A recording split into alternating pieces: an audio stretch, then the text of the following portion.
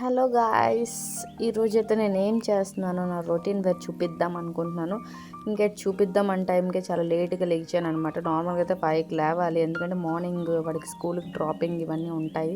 So time అయితే అయిపోతుందని బయటకు వెళ్ళి చూస్తే చిన్నగా వర్షం పడుతుంది. మార్నింగ్ వర్షం అయితే గొప్ప చిరాగ్గా ఉంటుంది. నేను లెగ్సైనా 6:40కి అమ్మో టైం అయిపోతుందని చెప్పి ఫాస్ట్గా దిగుతున్నాను అనమాట, వాకిలి కడగాలని చెప్పేసి.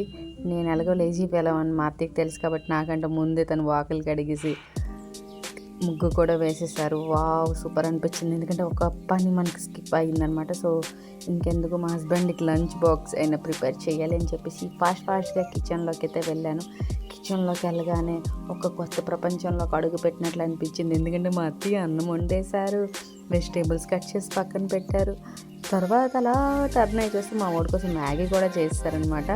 ఇంకా మా కోసం అయితే రొట్టెలు కూడా చేసి, నిజంగా తను ఒక క్యూన్ అనమాట. ఎందుకంటే అంతే, వంటలు అన్నిట్లో స్పెషలిస్ట్. మనం అలా కాదు, మనం ఒక పని మనిషి అనమాట. అంటే పని చెయ్యని పని మనిషి.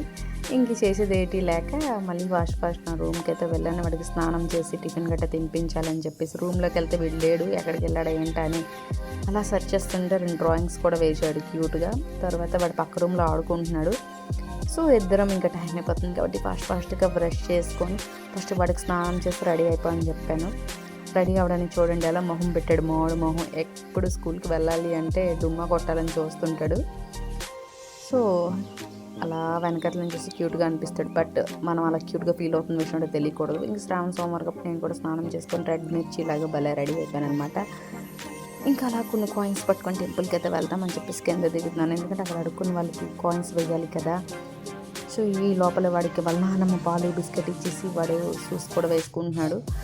నేనైతే దేవుడికి దీపం పెట్టుకొని స్కూటీ స్టార్ట్ చేద్దామని కీ కూడా పెట్టాను అనమాట. చిన్నగా వర్షం కూడా పడుతుంది, బట్ అలా తడుచుకొని వెళ్తే బాగుంటుంది అని చెప్పేసి టెంపుల్కి అయితే మేము బయలుదేరుతున్నాం.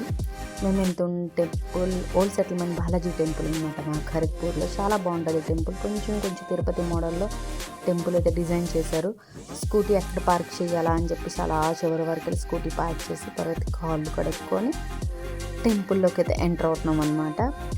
అండ్ టెంపుల్లోకి ఎంటర్ అయ్యి టెంపుల్ సీసీ క్యామ్ ఉంది. సో అందుకే టెంపుల్ గాడ్కి అయితే మీకు చూపించట్లేదు, బట్ సీక్రెట్గా కొన్ని గాడ్స్కి అయితే వీడియో తీశాను గాయస్. అండ్ నా ఫేవరెట్ శివయ్య.